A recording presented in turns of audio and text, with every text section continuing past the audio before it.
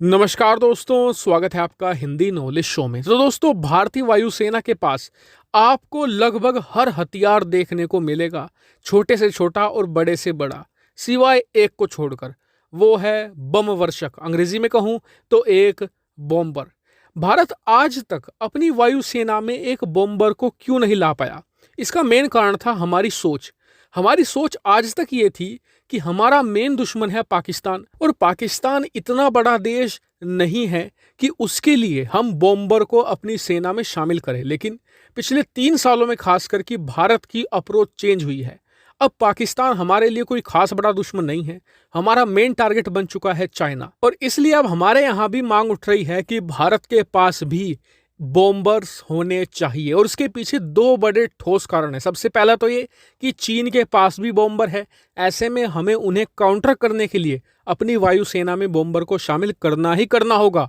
दूसरा एक बहुत इंपॉर्टेंट कारण है पॉपुलेशन, यानी कि जनसंख्या। देखिए, अगर आप चीन की जो सीमा है ना, उसके आसपास देखें तो आपको भारत के बड़े बड़े शहर मिल जाएंगे, जैसे कि शिमला हो गया, देहरादून हो गया, दिल्ली भी कोई खास ज़्यादा दूर नहीं है। ऐसे में चीन युद्ध के समय इन्हें निशाना बनाने की पूरी कोशिश करेगा, और हमारे बड़े शहरों को पूरी कोशिश करेगा कि ज़्यादा से ज़्यादा नुकसान हो, हमारे यहाँ पर कैजुअल्टी ज़्यादा हो, ताकि भारतीय सरकार जल्दी से जल्दी घुटनों पर आ जाए। ऐसे में भारत इसे काउंटर कैसे करेगा? ये बहुत मुश्किल काम है। क्यों? क्योंकि चीन की ज़्यादातर जो पॉपुलेशन है वो भारतीय सीमा पर आपको मिलेगी नहीं। इनकी ज़्यादातर पॉपुलेशन मिलेगी आपको ईस्ट साइड में, यानी कि दक्षिण चीन सागर के इलाके में, जापान वाली साइड, उस साइड आपको इनकी ज़्यादातर पॉपुलेशन मिलेगी, करीबन 70% तक। ऐसे में इतनी दूरी तक मार करने के लिए हमें बॉम्बर ही चाहिए होंगे, क्योंकि ये दूरी कम से कम 3 से लेकर 4,000 किलोमीटर तक चली जाती है।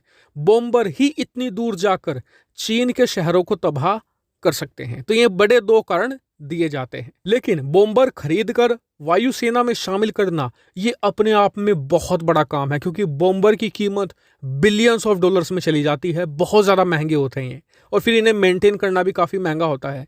इसी बीच एक खास प्रोग्राम की चर्चा हो रही है जो अमेरिका ने स्टार्ट किया है, जो सबसे बेहतरीन अल्टरनेटिव है एक बॉम्बर का। दरअसल इस प्रोग्राम का नाम है रैपिड ड्रैगन। इस प्रोग्राम के तहत अमेरिकी वायुसेना ने एक बहुत ही यूनिक एक्सपेरिमेंट किया है। उन्होंने क्या किया कि उनकी वायुसेना में जो C-17 ट्रांसपोर्ट एयरक्राफ्ट है और C-130J ट्रांसपोर्ट एयरक्राफ्ट है, जो भारतीय वायुसेना में भी है, इन एयरक्राफ्ट को उन्होंने बॉम्बर में बदल दिया। और बॉम्बर में बदलने के बाद इन्होंने करीबन 30 क्रूज मिसाइलें इनके अंदर रखी, और उन्हें ऊपर काफी ऊंचाई पर ले जाकर उन 30 क्रूज मिसाइलों को एक साथ छोड़ भी दिया। और ये एक्सपेरिमेंट पूरी तरीके से सफल रहा है।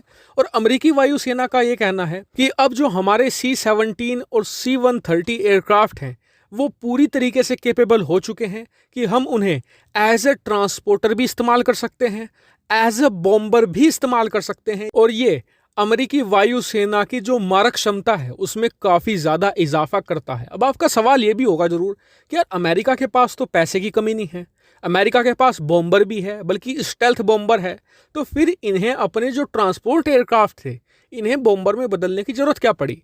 मैं आपको बताता हूँ। मान लीजिए कि मिडिल ईस्ट का कोई देश है, XYZ, किसी का भी आप नाम ले लीजिए। वहाँ पर अमेरिकी थल सेना को कोई बड़ा ऑपरेशन अंजाम देना है।